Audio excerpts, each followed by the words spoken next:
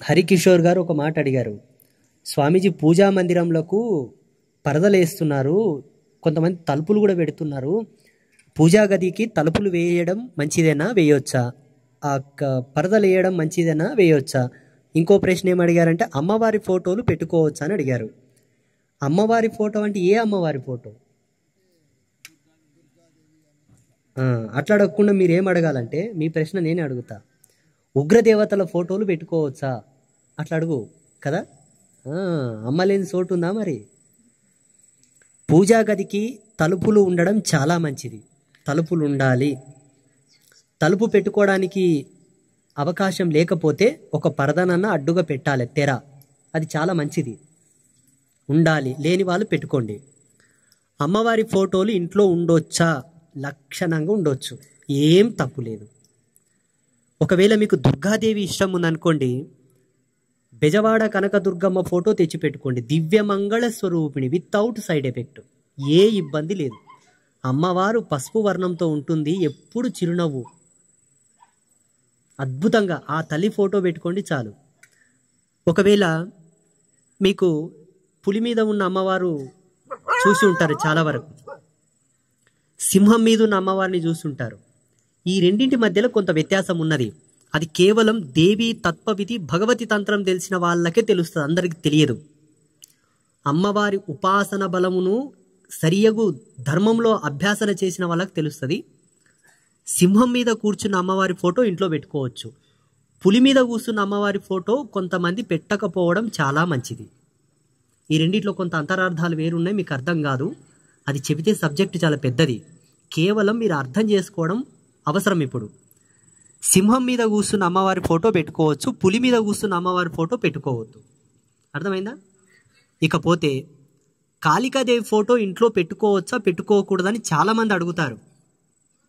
అమ్మవారు నాలుక ఇలా ఉంటుంది, మెల్లో పుర్రెలమాల ఉంటుంది, భయంకరంగా ఉంటుంది కదా అని చెప్పేసి. ఇక్కడ తారాతంత్రం కాళీతంత్రం ప్రకారంగా మహాకాళి అంత గొప్ప శక్తి, కాళీ అమ్మవారి కన్నా గొప్ప దయా సముద్భవి ఈ జగతులు ఎవరూ లేరు. ఆమె భయానకమైనటువంటి కరాళ వికృత రూపం దానవుల కోసమే కానీ భక్తుల కోసం కాదు. ఇది గమనించాలి బాగా. ఏ విధంగా అంటే, అగ్ని పక్వం చేయాలంటే మండితేనే పక్వం అయితే తప్పిస్తే చల్ల ఉంటే పక్వం కాదు. అగ్ని వేడి ఉంటేనే మనకు అన్నం అవుతుంది, అగ్ని చల్లగా ఉంటే మనకు అన్నం అవుతుందా? కాదు కదా. అలా కాళికాదేవి మీద ఎవరికన్నా భక్తి ఉండి ప్రేమ ఉంటే కాళీ అమ్మవారికి 4 చేతులున్న ఫోటో పెట్టుకోవచ్చు, ఎక్కువ చేతులున్న ఫోటో పెట్టుకోవద్దు. కొన్ని ఫోటోలు ఎక్కువ చేతులు ఉంటాయి అమ్మవారికి, అష్టభుజ, దశభుజ, షోడశభుజ, ద్వాత్రింశతి భుజ, ఎన్నో భుజాలు ఉన్నాయి అమ్మవారికి. కేవలం 4 చేతులున్న అమ్మవారి ఫోటో, కాళీమాత ఫోటో పెట్టుకోవచ్చు ఇంట్లో, దానివల్ల ఏ ఇబ్బంది లేదు. ఇది క్లారిటీ. ఇక లక్ష్మీ అమ్మవారు, లక్ష్మీ అమ్మవారి ఫోటో ప్రతి ఒక్కరింట్లో ఉండాలి. ఎటువంటి ఫోటో? అమ్మవారు ఆకుపచ్చని చీర ధరించిన ఫోటో చాలా మంచిది. వేరే ఎరుపు వర్ణపు చీర, పసుపు వర్ణపు చీర, తెల్ల చీర, గులాబీ వర్ణపు చీర, నీలి వర్ణపు చీరలు, ఇవన్నీ కూడా ఒక్కొక్క అవతారానికి ఒక్కొక్క తత్వానికి ప్రతీక. గృహస్థులు, సంసారికులు ఆకుపచ్చని వర్ణపు చీర ధరించిన ఫోటో పెట్టుకోండి. కమలం మీద కూర్చున్న ఫోటో, పక్కన 2 ఐరావతములు ఉన్న ఫోటో పెట్టుకోండి ఇంట్లో. ఇక సరస్వతి మాత వీణ ఉండి తెల్లటి కమలం, తెల్ల కమలం వీణ వాయిస్తూ తెల్లని చీర ధరించినటువంటి సరస్వతి మాత ఫోటో పెట్టుకోండి. ఇది సరస్వతి మాత, అర్థమైందా? ఇక మిగతా దేవతలు మీకు సంబంధించిన ఎల్లమ్మ, మైసమ్మ, గ్రామ దేవతలు ఉంటారు అమ్మవార్లు. వీళ్ళకు శాస్త్రంలో ఆంక్షలు లేవు, విధులు లేవు, పద్ధతులు లేవు, నియమాలు లేవు. ఆ తల్లులు ఎలా అవతరించారో అవే ఫోటోలు మనకు మార్కెట్లో దొరుకుతాయి. ఆ తల్లుల ఫోటోలు యథాతథంగా పెట్టి పూజ చేసుకోవచ్చు. ఇంక ఇదే కదా అమ్మవార్లు అంటే. ఇండ్లలో పెట్టుకుంటే గిదే అమ్మవార్లను పెట్టుకుంటారు.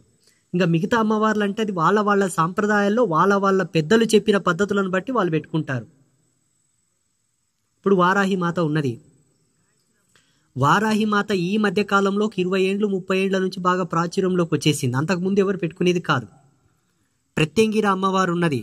ప్రత్యంగిర అమ్మవారు కూడా ఈ మధ్యలో ఇప్పుడు ఆ పెద్ద మనిషి అన్నట్ల ఈ సోషల్ మీడియా పుణ్యమా అని అందరి ఇళ్ళలోకి వచ్చేసింది. ఆమె కూడా శ్యామలామాత ఉన్నది, ఆమె కూడా ఈ మధ్యలో మాలాంటి పుణ్యాత్ముల కారణంగా హెవీ ట్రెండ్ అయిపోయింది. ఆమె కూడా ఇప్పుడు చెప్పాలంటే వాళ్ళ పెద్ద కథలే ఉన్నాయి, మీకు అవసరం లేదు. ఈ విధిని అనుసరించి అమ్మవార్ల ఫోటోలు పెట్టుకోండి, మీకు అంతా శుభం జరుగుతుంది తప్ప దురాశ దుఃఖమునకు చేటు అన్న మాట పెద్దలు ఊరకి అనలేదు.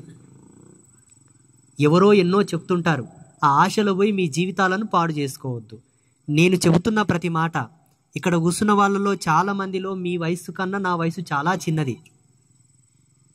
మీ వయసు కన్నా నా వయసు చాలా చిన్నది. కానీ నేను శోధించిన నా శోధన, నా అనుభవం మాత్రం చాలా డెప్త్గా ఆ అనుభవంతో నేను చెప్తున్నాను. శాస్త్రం, వేదాంతం, పాండిత్యం పక్కన పెడదాం, అవి ఎన్ని అభ్యాసనలు చేసినా ఎన్ని చదివినా అనుభవమే ఆది తాళం అన్నారు పెద్దలు. అంటే ఏగి జోగాలు అన్నారు, కాలి పేలమన్నారు. అది నాతోనున్నది, నేను చేసిన కాబట్టి నేను చెప్పిన మాటకు శాస్త్రానికి ఏమాత్రం తీసిపోనటువంటి సత్యం.